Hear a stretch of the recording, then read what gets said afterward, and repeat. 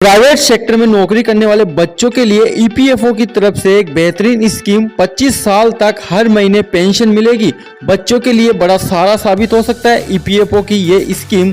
EPFO की ओर से दी जा रही जानकारी के मुताबिक पेंशन की रकम मासिक विधवा पेंशन का 75% है। एक समय में 2 अनाथ बच्चों में से प्रत्येक को ये रकम दी जाती है। ये न्यूनतम रकम 750 रुपये की है। Employ private fund organisation EPFO से जुड़े कर्मचारियों और उनके परिवार को कई ऐसी सुविधाएं मिलती है जिसके बारे में बहुत कम लोग जानते हैं।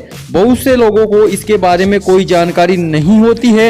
ऐसी ही एक सुविधा पेंशन से जुड़ी हुई है। दरअसल ईपीएफओ की ओर से एम्प्लॉय पेंशन स्कीम ईपीएस के तहत बच्चों को पेंशन दिए जाने का भी प्रावधान है। हालांकि यह सुविधा उन्हीं बच्चों को मिलती है जो अनाथ है। आसान भाषा में समझे तो जिन बच्चों के पेरेंट्स में से कोई एक भी नौकरी पेशा थे और ईपीएफओ के मेंबर रहे हो वो पेंशन के हकदार होते हैं।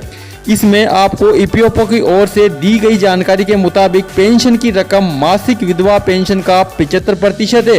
एक समय में 2 अनाथ बच्चों में से प्रत्येक को यह रकम दी जाती है। यह रकम न्यूनतम 750 रुपये प्रति माह होती है। मतलब यह है कि ईपीएस के तहत 2 अनाथ बच्चों को प्रति माह 1500 रुपये मिलते हैं।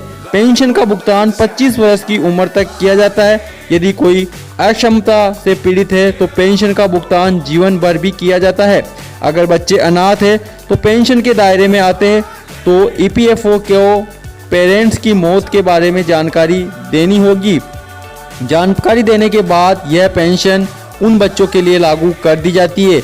विधवा महिला को भी पेंशन स्कीम के तहत कर्मचारी के मृत्यु के बाद उसकी पत्नी को मासिक विधवा पेंशन भी दी जाती है। इस पेंशन के तहत न्यूनतम 1000 रुपये मिलते हैं।